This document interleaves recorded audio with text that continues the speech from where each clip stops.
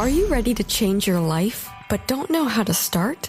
Is your stress and worries keeping you awake at night? Have you been battling grief, anxiety, or depression all alone? Have you lost touch with your own sense of being or spirituality? Soul Free Therapies offers professional and affordable live video streaming counseling and coaching services from the comfort of your own home. Sessions offered in English, Spanish, and Portuguese. Go to our website at www.soul-free.com and book your first session today. People ask me all the time, hey, Ed, are you still a private investigator? I sure am. Go to emailrevealer.com. We handle adoption investigations, infidelity investigations, where you give us your spouse's email address. We trace it back to online dating websites, catch them cheating online. Email tracing, locate or identify somebody from as little as an anonymous email address. Someone owe you money? Back child support? We can find that deadbeat. Locate his hidden assets. Locate his hidden bank accounts. Find his current place of employment and even assist you in obtaining a judgment and recover that judgment for you. Emailrevealer.com, digital forensics, computer forensics, cell phone forensics, recover deleted text messages, create a report that you can use in court. Emailrevealer.com, 800-572-9762. The Opperman Report is brought to you by Aquadam.net. You can give them a call at 707-764-2119. A flooded home is never easy to deal with. You're left with the mess to clean up, the insurance companies to deal with, and not to mention all the memories, the precious memories that are lost in the flood. You can never replace those. And Aquadam can be a tool in your arsenal to protect your home and property from the floodwaters. The cofferdam is filled with water to control water and is reusable as long as it's taken care of. It can protect your home or business from rising floodwaters like a dam, but without the beavers. It can also be used in construction. If you need an area to be dewatered, an Aquadam can do the job. An Aquadam was used at SeaWorld in Orlando for the Mako roller coaster ride during the coaster's construction by dewatering the work area. An Aquadam is now dewatering the work area at San Antonio SeaWorld for their newest roller coaster ride. An Aquadam has been used in many construction projects all around the U.S. and all around the world. Now give Aquadam a call, 707-764-2119. You can look them up online at aquadam.net. You can find them on Facebook at Aquadam Inc. You call them up, you email them, you tell them Ed Opperman sent you, and they're going to take 10% off the price. Aquadam.net, 707-764-2119. Have you ever thought about opening your own mobile cart or kiosk business? Maybe the facility you manage could establish new revenue by adding coffee, food, or retail services. Cart King International can be the answer to your needs. Cart King is a North American designer and manufacturer of the finest mobile coffee, food, and retail carts and kiosks. Cart King has been working with clients and corporations across North America for 20 years, providing innovative designs, custom manufacturing, and timely delivery. Carts and kiosks are fun, and so are the dozens of designs on our website. Please visit us today at www.cart-king.com or just call us at 1-877-986-7771 and get your sales rolling. If you find yourself in need of legal representation, it can be a very stressful time in your life. In my career, I have dealt with thousands of lawyers, I've dealt with thousands of law firms, and I can confidently recommend to you Keith M. Davidson at kmdlaw.com. Available 24 hours, 7 days a week. Just log into kmdlaw.com. That's kmdlaw.com. Or you can call toll-free 833-4KMD-LAW. That's 833-4KMD-LAW. Personal injury, wrongful death, STDs, sexual assault, car accidents. They handle it all efficiently and professionally. It doesn't matter how imposing the opposition may be, because the team at kmdlaw.com are battle-tested and fierce. They will not stop until justice prevails. Go to kmdlaw.com or call toll-free 833-4KMD-LAW. If you're in for the fight of your life, stop screwing around and contact KMD Law. PureSoapFlakes.com, 218-568-2525. Have you ever heard of Castile Soap? Pure Soap Flake Company handcrafts fine soap bars, laundry powder, and concentrated soap flakes using organic vegetable oils from their northern Minnesota facility. Bathe your body and wash your clothes with Pure Soap products that are free of fragrance, GMOs, palm oil, sodium lauryl sulfate, and synthetic additives. Keep it clean, folks. Pure Soap Flake Company products are kind to living creatures and sensitive skin, safe for drains and waterways, and work great in high-efficiency washers and top and front-loading machines. They have a little promotion going on. Contact them to order some soap. Mention the Opperman Report. You're going to get a free gift. They're going to send you a little extra soap, travel size, soap bars and laundry soap, cleaning soap flakes. I've been using that stuff all day long today. Great stuff. Order today at puresoapflakes.com or give them a call, 218-568-2525, 218-568-2525. Pure Soap Flake Company is a proud member of the Handcrafted Soap and Cosmetic Guild. It's the Opperman Report. Join digital forensic investigator and PI Ed Opperman for an in-depth discussion of conspiracy theories, strategy of New World Order resistance, high-profile court cases in the news, and interviews with expert guests and authors on these topics and more. It's the Opperman Report. And now, here is investigator Ed Opperman. Okay, welcome to the Opperman Report. I'm your host, Private Investigator Ed Opperman. You can find me at Opperman Investigations and Digital Forensics Consulting through my website, emailrevealer.com, or you can email me directly at oppermaninvestigations@gmail.com. If you like our show, check out our Patreon, where we have exclusive content and exclusive shows you can't find anywhere online, AM, FM, or on the internet, only through our Patreon at oppermanreport.com. But our archives are always free. You can find them at Spreaker.com. You get an email notification anytime we put up new content, and there's a chat room and all kind of fun stuff over at Spreaker.com. I'm very excited about our guest today. We have Carl Colby, who runs carlcolbyfilms.com, and is also part of this group here called the OSS Society. Did a remarkable film about his dad called The Man Nobody Knew, In Search of My Father, CIA Spy Master William Colby. Carl Colby, are you there? I'm here. How are you? I'm very good. Thank you so much for coming on the show. I just watched the film, and it really moved me, like I said before. Tell us about yourself, though. Who is Carl Colby? I'm one of the children of William Colby, who was CIA director. I always almost preface things to say that, but at the same time, I had my own career as a documentary filmmaker since I left college. I graduated at Georgetown University some time ago, and I've always been interested in politics and in national security issues. And frankly, growing up as my father's son, who was CIA director, and we lived all over the world. We lived in Italy during the contested elections against the communists in Italy in late 50s, and then I lived in Rome and Saigon. Do you want to maybe make it? Can I do that over again? No, this is fine. You grew up. It moved me a lot. Let me just start over again. Okay, I'm Carl Colby. I'm a documentary filmmaker. I specialize in making profiles of people, and probably my biggest, most exposure film was a profile of somebody I never thought I was going to profile. It was my own father. And there's always a great father-son story to tell. Most people have one. And mine happened to be particularly interesting because my father was CIA all his career. He was OSS, jumped behind enemy lines in France and Norway, winner of the Silver Star, Bronze Star, and then became the ultimate CIA operative and later director of the CIA. So I finally made a film about him, and it's called The Man Nobody Knew, In Search of My Father, William Colby, CIA Spy Master. And you can find that at firstrunfeatures.com. I basically, like Ed is a private investigator, I kind of felt that way about making a film about my dad. Because how do you make a film about a spy, about somebody who doesn't like to be photographed, doesn't like to be quoted, likes no one to write anything down? He's the one asking the questions, not you. And so it's been a great ride, and I basically specialize in doing films about military, national security issues, and sort of the cutting issues of the day. In the film, you start off, you talk about your dad and how you would go into his dresser drawer and see all his important stuff, you know? And that really moved me because it was very similar with my own dad and his box of important things that he had. You know, I used to love to go through when I was a kid. And you grew up in Saigon at the beginning of the war. Right. What was that like? Well, we lived across the street from the palace, and actually there were two coup d'etat attempts. One was a aerial bombardment of the palace that blew up our house. Half the ceiling fell on the floor.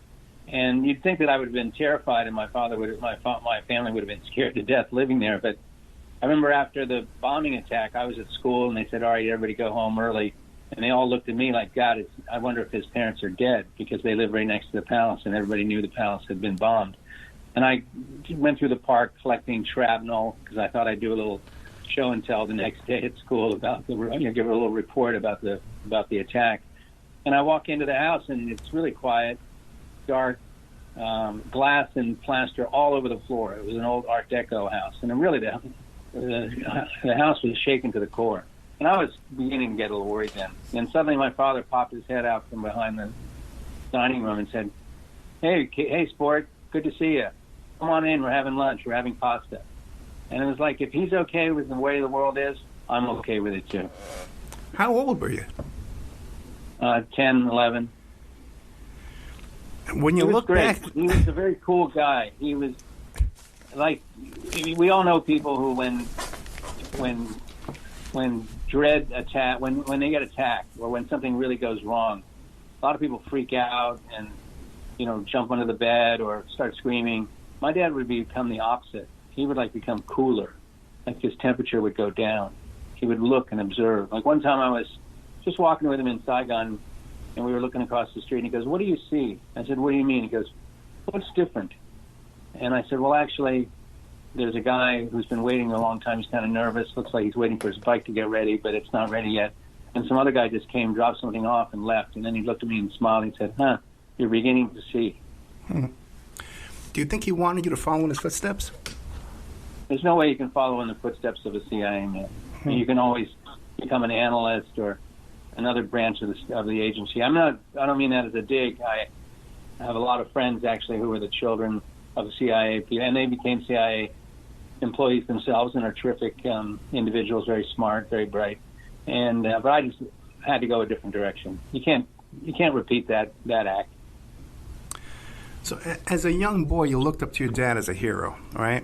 But then later on, I guess in the anti-Vietnam War years, you had a change of heart? Yeah, even in Saigon, I began to think, because we took he rarely would take us on little trips, but one time he got me going on a Saturday morning out of school, and I'm not in school, and we went flying down to Phu Quoc, which was an island off the South China Sea, off of the coast of Vietnam. It later became infamous for its tiger cages, where they would keep Viet Cong prisoners and pretty much mistreat them and interrogate them, etc. And he took me down there. Maybe it was a little preview of what the place was going to be like. And we looked around. And then I remember on the way down, though, we looked out the window of the Air Vietnam C-47, and there was the Mekong Delta all spread out, all green, glistening, unbelievable, like a liquid world. And he goes, all this is going to change. There's a war coming, and I'm going to be a part of it. And there was always this sense of seriousness and of we have important work to do. And how old were you then? Same thing, 10, 11. I grew up fast. Yeah, no, I could imagine. Now, what about your dad was responsible for the Phoenix program. Can you tell us what that was? Yeah, the war was going bad. In the beginning, the war wasn't going so badly for the Americans, and then 61, 62. But then No Dinh Diem and No Dinh New, the president and his brother, they were a bit on the corrupt side, and they didn't have the confidence of the people anymore. So things kind of went to hell. So the Americans had a counterinsurgency kind of special forces a component at the beginning, and it was having a lot of effect, like training the locals to defend themselves. But then the war started turning badly, and William Westmoreland and Lyndon Johnson got involved and thought, let's put in 400,000 or 500,000 troops. So you can imagine some kid from Oklahoma arriving in some Vietnamese village. He's scared to death. He can't tell one person from another.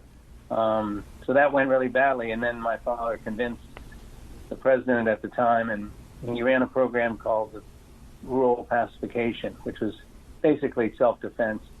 But they recruited a lot of ex-Viet Cong people, and they were very effective at rooting out Viet Cong insurgents. And so my father, for the success that it resulted in probably more than 29,000 Vietnamese being killed, Viet Cong, supposedly Viet Cong or mostly Viet Cong. But who's to know? When someone's pointing the finger at somebody saying he's VC, maybe he's got a grudge against him. You never really know. And he was very famous for that, but he was never apologetic about it. He basically quoted the number one general in North Vietnam, General Giap, who said Colby hurt us. That Phoenix program really hurt us. And he was right. You know, go after the core. Go ahead. Yeah, a couple of times I've interviewed Doug Valentine, who wrote the book about the Phoenix Project. And your dad took him under his wing almost and gave him a bunch of information and directed him to people to talk to expose the Phoenix Project. Why do you think, I always ask Doug, why do you think he did this? Why do you think he did this?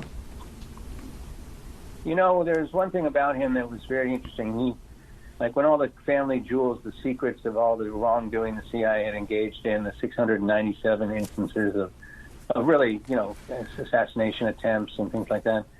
I think he said, he basically, I remember arguing with him. I said, you're not going to tell him all this stuff, are you? And he said, yeah, let's air out the dirty laundry. Let's air it out and it'll all come clean. And he kind of believed in the reasonableness of the American people.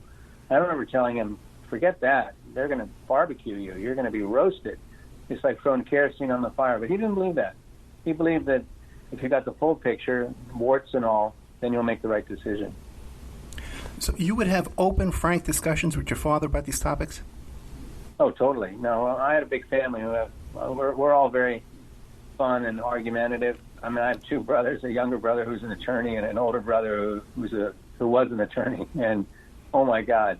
I mean, you'd like to come over to my house in those days for dinner. It was like subject of the day, you know, the bombing of something. And then everybody chimes in. And we'd try to ridicule my dad like that. He doesn't understand what we're talking about. He has no philosophical underpinnings. He's just a soldier. He just says yes. And he was kind of amused by it. He got kicked off a few times, but he was a little amused by it because he was an only child, and here's this gang of guys who love him, really. I mean, his children. But at the same time, we had questions, and we wanted answers. And we were used to hanging around the adults. I mean, the people I grew up with, my parents' friends, are like out of a rogues gallery checkbook. It's just unbelievable. I could imagine growing up as a witness to history. Just fascinating life, my friend. Now, well, guys that you read about, you know, yeah. that you heard about, you read legends, and then they would disappear. And then they would tell me one time I went on a hunting trip, believe it or not, in Indonesia, just spur of the moment when I was like 15 years old. And I went on the trip and I mentioned this really interesting guy who seems to know him, and he's so great. And he said, I said, Mr. X, you know, Mr. whatever. And I said the guy's name, and he goes, that's very interesting. Never repeat his name again. Wow. In other words, the guy I'm talking about was undercover, so I might blow his cover. And little things like that, I felt like I was part of the team. I wasn't Jason Bourne, but I was part of the team. Oh, sure, I can imagine that. You must have been like hero worship. You know, your dad's a spy. You got hero worship, but then it started. During the height of the Vietnam protests and all, it was pretty nasty because there were posters around town with him in the Ace of Spades, comparing him to Heinrich Himmler, the head of the Gestapo, and so because of the Phoenix program, and so I had some real doubts. I was like, is he just indiscriminately killing people? I mean, and then he would say, it's war.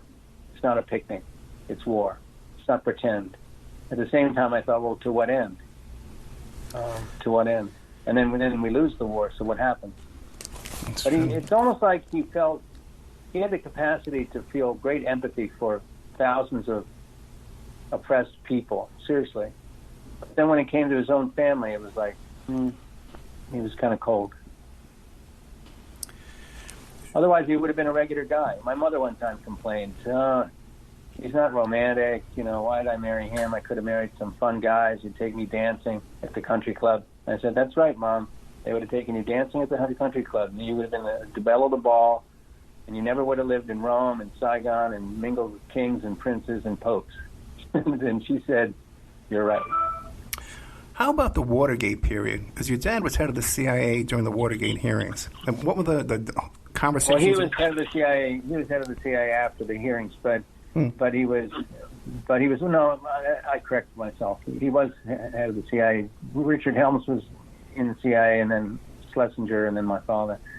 I think he felt that it was just a mess, but that the president was the president. Because I remember arguing with him one evening in August of '74.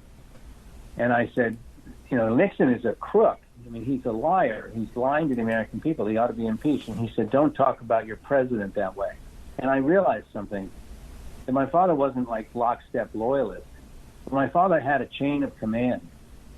He couldn't ridicule the president. The president has the nuclear code. The president is first in line in terms of as commander-in-chief. He's reporting to me. He needed to keep a semblance of order and reason. And I remember then thinking, wow, what a weight he's got on his shoulders. And my sister was very ill at the time. I mean, what he could take in terms of the weight, most people don't. Maybe they suffer that their entire life, but they never. Just what he could take day to day was just incredible. Now, your father having such a prominent role in Vietnam during that period of time, did he ever bring up, like, you hear these stories about the heroin smuggling coming out of Vietnam and stuff like that? Yeah, he did talk about, like, Air America. He just poo-pah'd that. He said, like, that never, no, we were not dealing heroin. What might have been going on, and I don't know this for a fact, but I do know some Air America pilots, and some things might have found their way into the hold of these planes, because it was all a Wild West cowboy show. And the currency in Burma and in the Northern Triangle of Thailand, Burma, and Laos. And here's the currency: silver, opium, and elephant. Gold, opium, and elephant. Okay, that's paper money is paper money. What you deal with is those three things, mostly heroin. So you can imagine how much heroin there was just flying around. But I don't think he felt there was any, I mean, there must have been drug dealing, of course, but it wasn't like sanctioned. It was something he would have frowned on. He would have gone after. He would have been upset. He would be upset about that. He basically said there wasn't much of that. Okay, fascinating. Okay. Now, also, too, well, okay, let's get into this. Now, the death of your father. Yeah. You believe it was a suicide. Go ahead. Well, you say suicide, but to be honest with you, I take it more like one of the Greeks. I'll just put it this way. He was 76 years old. He was burning a candle at both ends. He had remarried a younger woman. She was very intelligent, and they had a good rapport. But he was flying to L.A. and back on night, red eyes, and had been in Russia. And I think he, frankly, suffered from a couple of minor strokes, because he called me a couple of times. I lived in L.A., and he called me a couple of times when he was. He seemed to be. He called. Usually, a call from him normally would be like a couple of minutes. Hey, how's it going? Let's get together Wednesday. I'm going to be in L.A. Terrific. Fine. We have lunch. Instead, he was calling and asking about my sister. How did I think she was treated when she died? How could that have happened? What did we do wrong? Kind of question I never heard from him. I remember telling him, I said, stop with these questions. We all did the wrong thing. We all didn't do enough. You didn't do enough. I didn't do enough. My mother didn't do enough. And that's the way it is, and it's going to eat you up, so let it go. And then I realized he was a little phasey on the phone, like a little fuzzy, not remembering something, which is completely not him. He would be up on everything. And then I realized maybe he'd had a couple of mini strokes, and he was a little diminished. So he goes down, fixes his favorite meal, goes out on a canoe, which he normally wouldn't do. He's not reckless. And then he tips over. And I say this not like I have great evidence, but one of the last things he said to me was very revealing, I thought. I said to him in one of the calls, I said, or one of the last calls I had with him, I said, oh, by the way, your friend Judge so-and-so, your Princeton roommate, was found sleeping under a bridge in Middlebury, Vermont. He's got advanced Alzheimer's. And he goes, that'll never happen to me. And I said, really? He goes, yep. I said, one day you're going to hear that I was walking on a goat path on a Greek island, and I fell to the sea. And I said, what? Like that? He goes, just like that. Wow. Now, I was reading... there's I have a cameraman who's terrific, John Napolitano. I'll give him a plug. Veteran, Marine, fantastic. And he told me once, I don't know how we got into it, but we drive around, going to shoots and things. And he said, I'm not going to end up in one of those retirement places.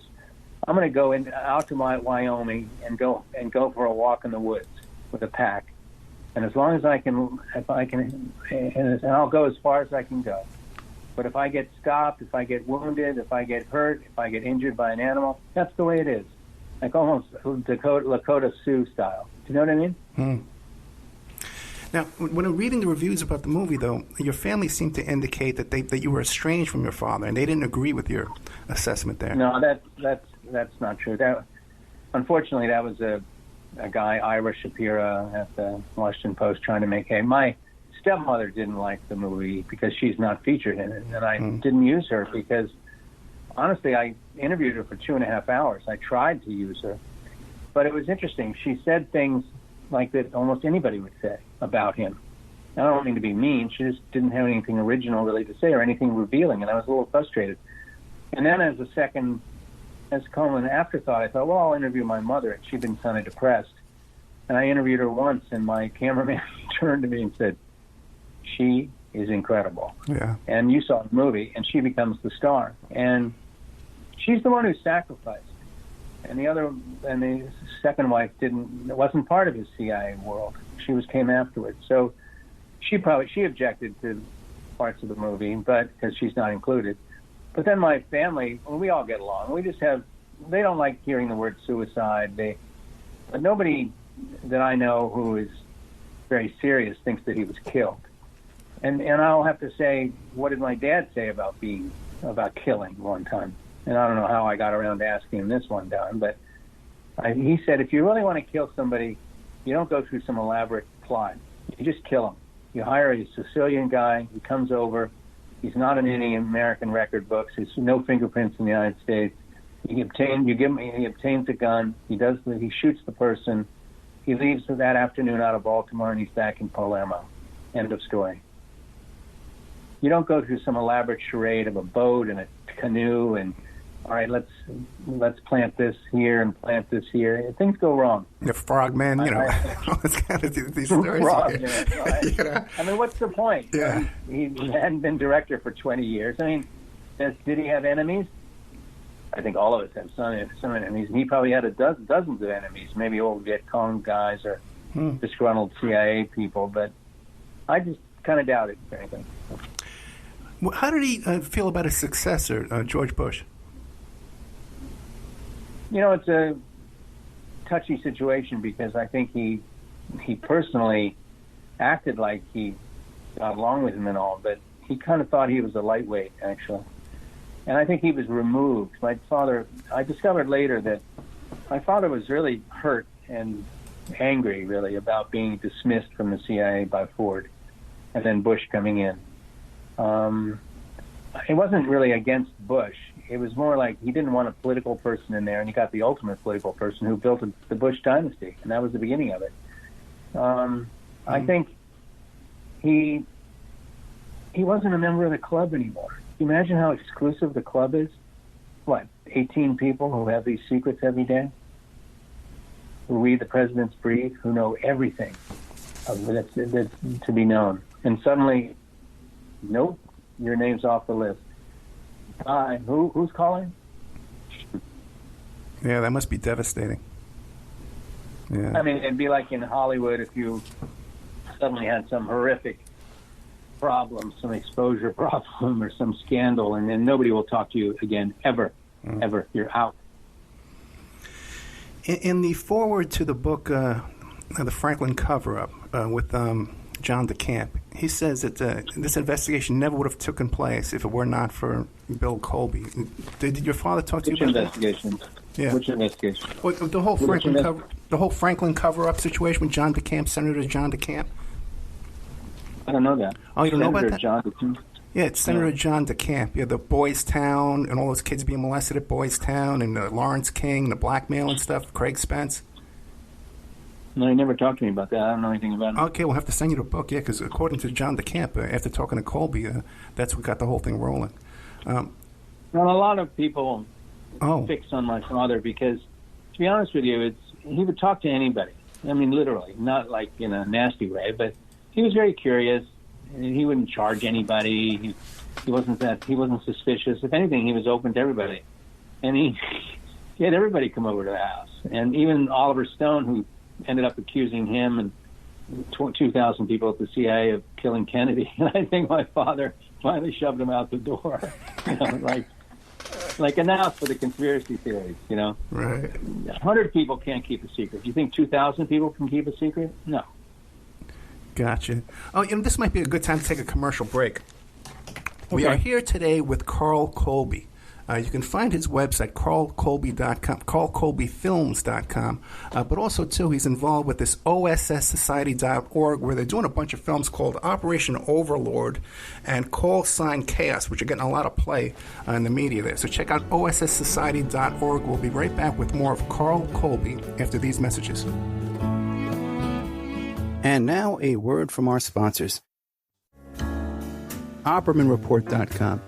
Hey, do you like what you're hearing? Do you like the work that you see us doing here at Opperman Report? You can support that work by becoming a member at OppermanReport.com. And as you have access to over 200 exclusive shows and interviews that you can't find on YouTube or Spreaker or iHeart or iTunes or KYAH. You can't find them anywhere else online, exclusive to our member sections, to our members. Also, too, there's images, videos, documents, court docs. And don't forget, you can hear your ad played here on the Opperman Report, reach hundreds and hundreds of thousands of people on a daily basis, because the show is repeated every day all over the world. Contact me at oppermanreport@gmail.com, and I'll give you a good deal on advertising rates.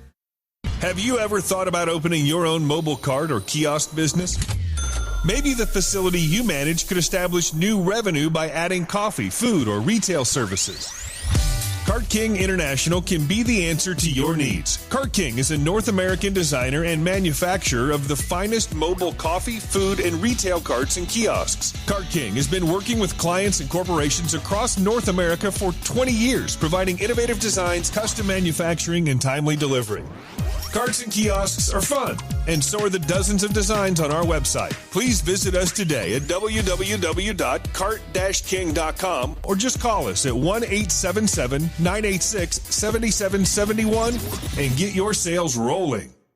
The Opperman Report is brought to you by Aquadam.net. You can give them a call at 707-764-2119. A flooded home is never easy to deal with. You're left with the mess to clean up, the insurance companies to deal with, and not to mention all the memories, the precious memories that are lost in the flood. You can never replace those. And Aquadam can be a tool in your arsenal to protect your home and property from the floodwaters. The cofferdam is filled with water to control water and is reusable as long as it's taken care of. It can protect your home or business from rising floodwaters like a dam, but without the beavers. It can also be used in construction. If you need an area to be dewatered, an Aquadam can do the job. An Aquadam was used at SeaWorld in Orlando for the Mako roller coaster ride during the coaster's construction by dewatering the work area. An Aquadam is now dewatering the work area at San Antonio SeaWorld for their newest roller coaster ride. An Aquadam has been used in many construction projects all around the U.S. and all around the world. Now give Aquadam a call, 707-764-2119. You can look them up online at aquadam.net. You can find them on Facebook at Aquadam Inc. You call them up, you email them, you tell them Ed Opperman sent you, and they're going to take 10% off the price. Aquadam.net, 707-764-2119.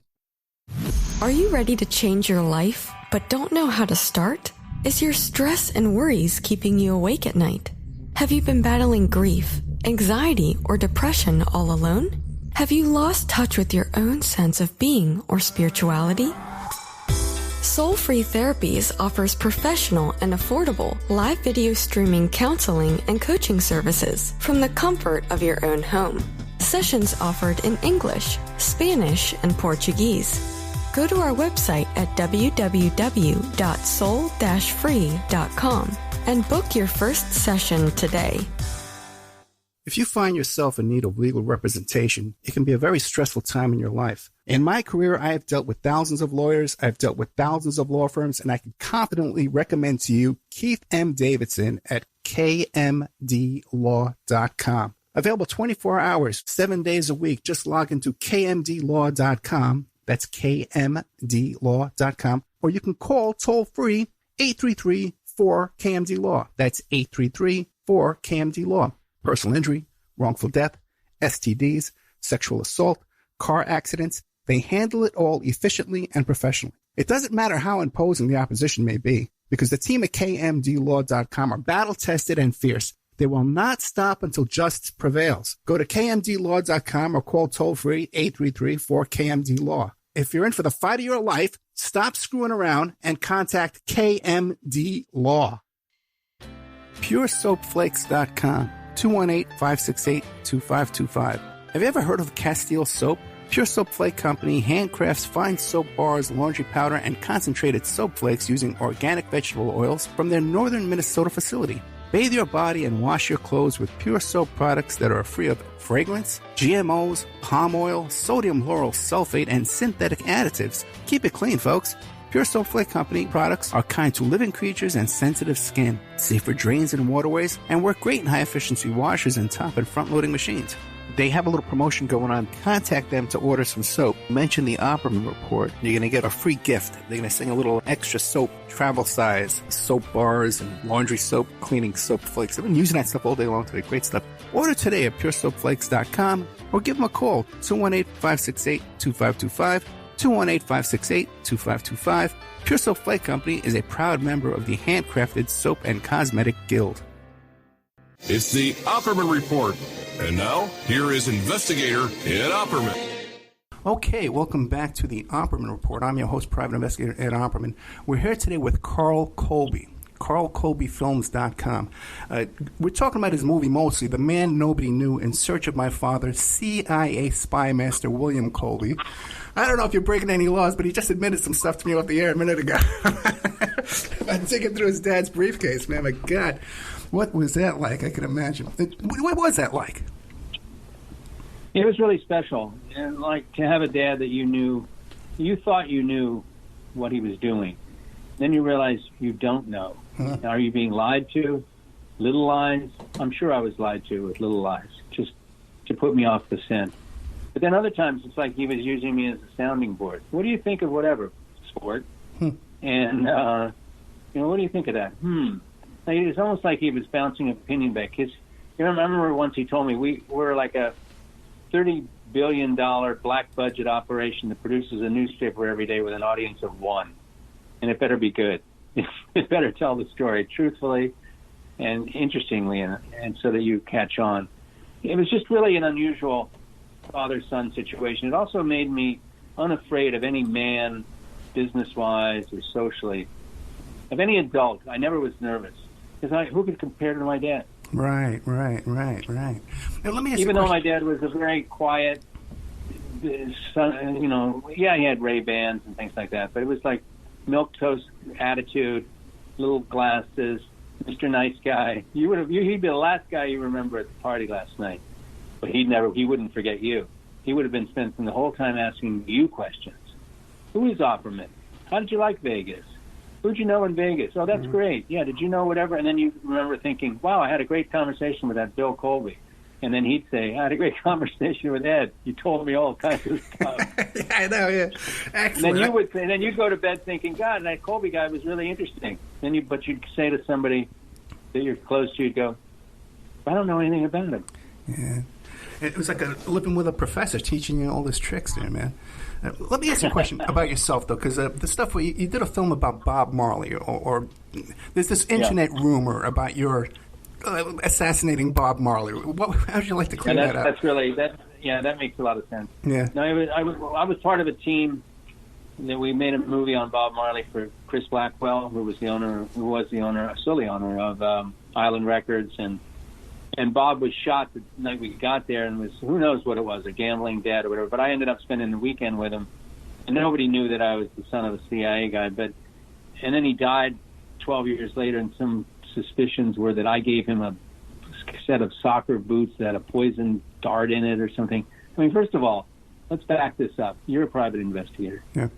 Why in hell, if the CIA was involved, did they send the son of the ex-director who doesn't know anything about any killing or anything on a job like that? Are you out of your mind? I mean, it just wouldn't have happened. And people like to create like rumors, I think, because it's exciting and it's almost undeniable. You can't deny it. You can say it didn't happen, but then there's always suspicion. And I remember I spent like a day and a half with Bob. He was fantastic. He was like like a Bob Dylan, and he was tired almost of, like, weary, world weary of wearing this mantle, carrying this mantle of being this Messiah, Savior, kind of idol to the world, Bob. He was just beginning to be completely idolized, and it was kind of interesting. He wasn't happy to the audiences he was attracting. He was attracting white college audiences, in all around the United States, and he wanted to be Marvin Gaye. He wanted to be James Brown. He wanted to be the Four Tops. That's how he started. He just wanted to be Mr. Romance. What year was that you met Bob Marley? 76. 76, and already he was being discouraged. Okay. Yeah, 'cause that's about when I found Bob Marley, about 76. Another big event in your life was you lived next door to Nicole Brown Simpson. Yeah. It's beginning to be a pattern here. Why is this guy everywhere that something happened? Well, wait a second. A bomb dropped on your house when you were a kid. You weren't responsible for that. Okay, no one can say you weren't piloting the plane there, right? Yeah. Yeah, you haven't accused me of any assassination yet. One time, my producer, David Johnson, of the Man Nobody Knew, was at college, and he went to one of those morning breakfasts where, famous people show up and X whatever. And my father showed up, and he said all the students were like, how many people did the CIA kill? It's like right away, 8 o'clock in the morning, breakfast, they're asking my dad that. And how many times did you try to kill Castro? And my father said, well, it's not like we didn't try. We tried at least 17 times. And then David Johnson, my producer, was shocked that my father would, admit it. You know what I mean? And then give a bigger number, a bigger number that he hadn't heard. It's like, wow, who is so honest? It's so brutal, really. That's interesting because I lived next to her, and she was a wonderful person, Nicole Simpson, Brown Simpson. It was a tragedy, really. I was a witness for the prosecution. She wanted to just get away from O.J., and there was no way. He regarded her as his property. It was very sad, especially today with all the attention towards abuse and women's rights and all. It's just absolutely shocking what used to go on. And just horrible. I saw her the day before she died too, and she was sort of beat up. She'd had the flu, and she didn't look well, and she just couldn't get rid of him. And your kids grew up as friends with O.J.'s kids? Yeah. Are they still friends? Then they didn't. She wasn't killed next door to me. She moved, and then, but she used to come over to the house, and she one time said to me, Dad, you got a lot of good-looking friends, these guys. Maybe I ought to go out with one of them. And I kind of looked at her and smiled. I said, I don't think so. It's like she was a great celebrity. She was a wonderful person, a great mother. It was like an unbelievable package. Very fun. How'd you get along with O.J.? Yeah, everybody got along with O.J. He was really, smooth operator, the ultimate smooth operator. You hear all these stories about O.J. being involved in coke dealing and stuff like that. Did that ever come up? Any indications of that? No, I never got any sense of that. I mean, he was pretty successful with his football. He was an announcer, and he had a lot of sponsorships. Hurts, yeah. I can't imagine. I have nothing to say about drug dealing, but I never heard of any of that. I mean, he was doing pretty well. He had a great house. I think he had a broadcasting deal. I know that. So, then there was the LA Times used to publish around Thanksgiving. They would publish a picture of him in a black tie carving a turkey with a huge knife, and then right after the death of Nicole, that commercial never ran again. Oh my God! Yeah, that's talk about like those AIDS-reducing pills that they used to have, those diet pills back in the 70s. Well, tell us about the OSS Society and these films you're doing for them.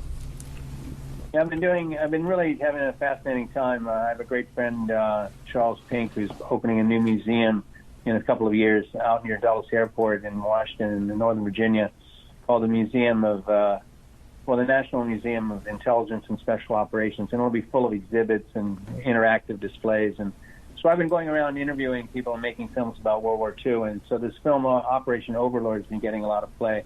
It's about the OSS and the battle for France. A lot of period footage of the struggle before, during, and after D-Day, and it's really incredible. So having a great time, and I made a film about Jim Mattis, who was terrific, called Call Sign Chaos. You can look at that. You can look that up on the internet. It's almost got 100,000 views now, so it looks good. Well, can you describe what's in that movie, the Jim Mattis movie? It's Jim Mattis and David Petraeus talking about him. It's a couple of old Marines, and then it's basically like a little mini biography of him, of how gutsy he is, and it's got a lot of action scenes. It's pretty cool. And any Marine who's listening, I think, would really enjoy it. Did they get into any of the stuff about him working for Trump? No. Oh, yeah, I did. Yeah, at the end, he sort of dismissed Trump, so, yeah. He kind of dismisses Trump, you say? Well, he was dismissive of Trump. Yeah, oh. I think they didn't get along ultimately. Right. Well, back to the film, The Man Nobody Knew. Is there anything in that film that I have omitted to ask you about that you're really proud of? I think maybe ultimately it's kind of it's a film about faith and about what you think of your father. I mean, how much do you love somebody, and can you love somebody that you have suspicions and doubts about? And it kind of shows how loyal someone can be, and maybe they're loyal mistakenly, but they're still loyal, and there's something sort of great to be said about that. And do you believe that your parents, their Catholic faith, had a lot to do with that? Oh, absolutely. The CIA used to be called CIA, Catholics in Action, because they have a moral purpose. They're like Knights Templar. They're like medieval knights. They're on a mission, and they're going to get the job done. Like the FBI is full of Catholics still. You said the FBI is totally Catholic? A lot of Catholics. Or used to be, anyway. But it was CIA. I was, I guess, lucky enough to live in the period that I knew these guys when they were in their 30s and 40s. And in the 50s and 60s, they were happy. They were happy warriors, They were out to defeat communism, promote freedom and all, and then things went sour with the Bay of Pigs. That's really what changed everything.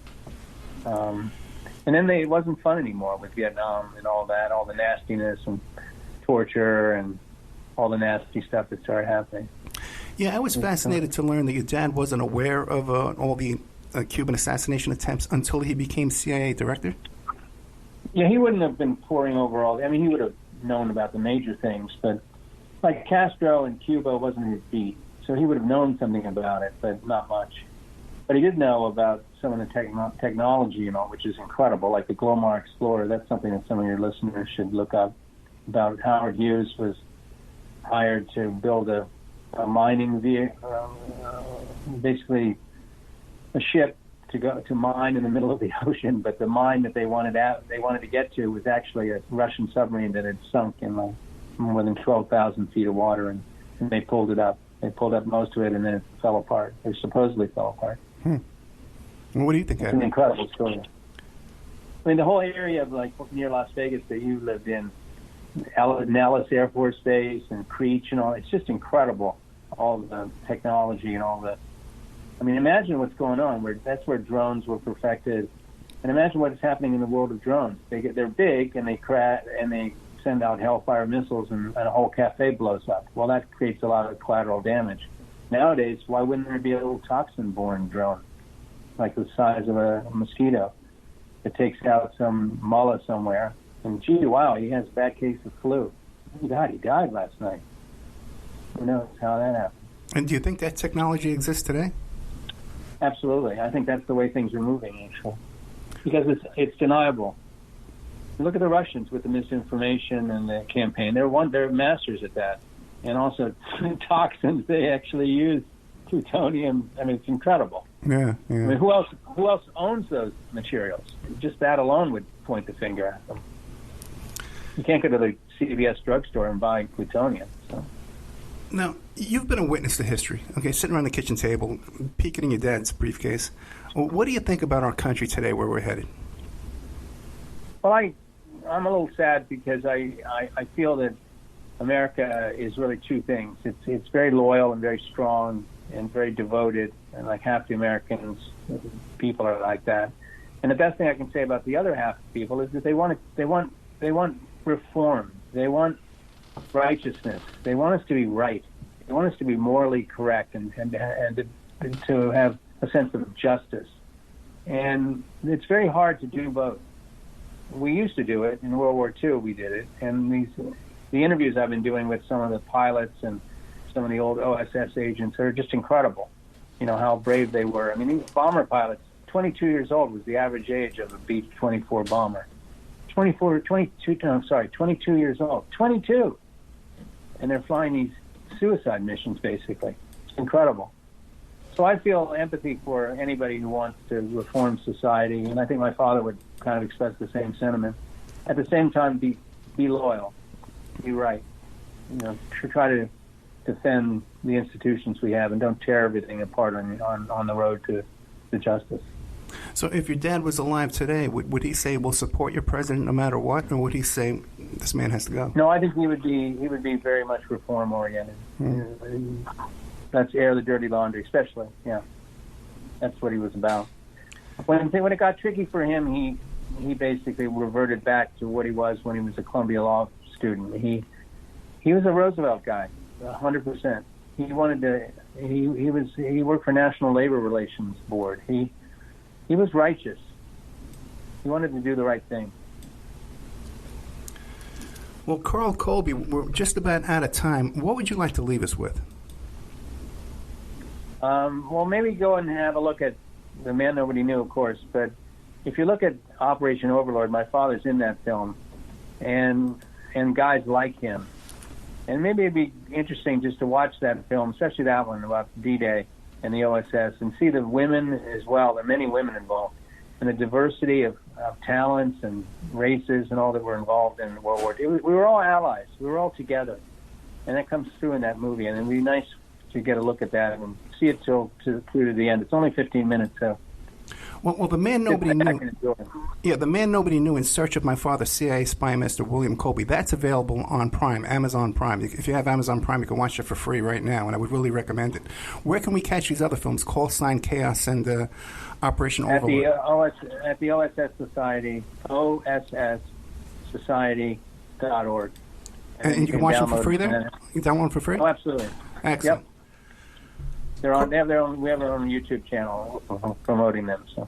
Well, Carl Colby, I can't tell you how much I appreciate this. You know, you've really shared a lot. I really enjoyed your film. Anytime you got something you want to promote, give me a call. We'll put you right on the air. Okay. And I'll go look into your briefcase. Don't leave me in the room alone. Okay. Thank you so much. Okay. Take care. Thank you so much. And now a word from our sponsors. OppermanReport.com. Hey, do you like what you're hearing? Do you like the work that you see us doing here at Opperman Report? You can support that work by becoming a member at OppermanReport.com. And as you have access to over 200 exclusive shows and interviews that you can't find on YouTube or Spreaker or iHeart or iTunes or KYAH. You can't find them anywhere else online, exclusive to our member sections, to our members. Also, too, there's images, videos, documents, court docs. And don't forget, you can hear your ad played here on the Opperman Report, reach hundreds and hundreds of thousands of people on a daily basis because the show is repeated every day all over the world. Contact me at oppermanreport@gmail.com and I'll give you a good deal on advertising rates. Have you ever thought about opening your own mobile cart or kiosk business? Maybe the facility you manage could establish new revenue by adding coffee, food, or retail services. Cart King International can be the answer to your needs. Cart King is a North American designer and manufacturer of the finest mobile coffee, food, and retail carts and kiosks. Cart King has been working with clients and corporations across North America for 20 years, providing innovative designs, custom manufacturing, and timely delivery. Carts and kiosks are fun, and so are the dozens of designs on our website. Please visit us today at www.cart-king.com or just call us at 1-877-986-7771 and get your sales rolling. The Opperman Report is brought to you by Aquadam.net. You can give them a call at 707-764-2119. A flooded home is never easy to deal with. You're left with the mess to clean up, the insurance companies to deal with, and not to mention all the memories, the precious memories that are lost in the flood. You can never replace those. An AquaDam can be a tool in your arsenal to protect your home and property from the floodwaters. The cofferdam is filled with water to control water and is reusable as long as it's taken care of. It can protect your home or business from rising floodwaters like a dam, but without the beavers. It can also be used in construction. If you need an area to be dewatered, an AquaDam can do the job. An AquaDam was used at SeaWorld in Orlando for the Mako roller coaster ride during the coaster's construction by dewatering the work area. An AquaDam is now dewatering the work area at San Antonio SeaWorld for their newest roller coaster ride. An AquaDam has been used in many construction projects all around the U.S. and all around the world. Now give AquaDam a call, 707-764-2119. You can look them up online at aquadam.net. You can find them on Facebook at Aquadam Inc. You call them up, you email them, you tell them Ed Opperman sent you, and they're going to take 10% off the price. Aquadam.net, 707-764-2119. Are you ready to change your life, but don't know how to start? Is your stress and worries keeping you awake at night? Have you been battling grief, anxiety, or depression all alone? Have you lost touch with your own sense of being or spirituality? Soul Free Therapies offers professional and affordable live video streaming counseling and coaching services from the comfort of your own home. Sessions offered in English, Spanish, and Portuguese. Go to our website at www.soul-free.com and book your first session today. If you find yourself in need of legal representation, it can be a very stressful time in your life. In my career, I have dealt with thousands of lawyers, I've dealt with thousands of law firms, and I can confidently recommend to you Keith M. Davidson at kmdlaw.com. Available 24 hours, 7 days a week. Just log into kmdlaw.com. That's kmdlaw.com. Or you can call toll-free 833-4KMD-LAW. That's 833-4KMD-LAW. Personal injury, wrongful death, STDs, sexual assault, car accidents, they handle it all efficiently and professionally. It doesn't matter how imposing the opposition may be, because the team at kmdlaw.com are battle-tested and fierce. They will not stop until justice prevails. Go to kmdlaw.com or call toll-free 833-4KMD-LAW. If you're in for the fight of your life, stop screwing around and contact KMD Law. PureSoapFlakes.com. 218-568-2525. Have you ever heard of Castile Soap? Pure Soap Flake Company handcrafts fine soap bars, laundry powder, and concentrated soap flakes using organic vegetable oils from their northern Minnesota facility. Bathe your body and wash your clothes with Pure Soap products that are free of fragrance, GMOs, palm oil, sodium lauryl sulfate, and synthetic additives. Keep it clean, folks. Pure Soap Flake Company products are kind to living creatures and sensitive skin, safe for drains and waterways, and work great in high-efficiency washers and top and front-loading machines. They have a little promotion going on. Contact them to order some soap. Mention the Opperman Report. You're going to get a free gift. They're going to send a little extra soap, travel size, soap bars and laundry soap, cleaning soap flakes. I've been using that stuff all day long today. Great stuff. Order today at puresoapflakes.com or give them a call, 218-568-2525. 218-568-2525. Pure Soap Flake Company is a proud member of the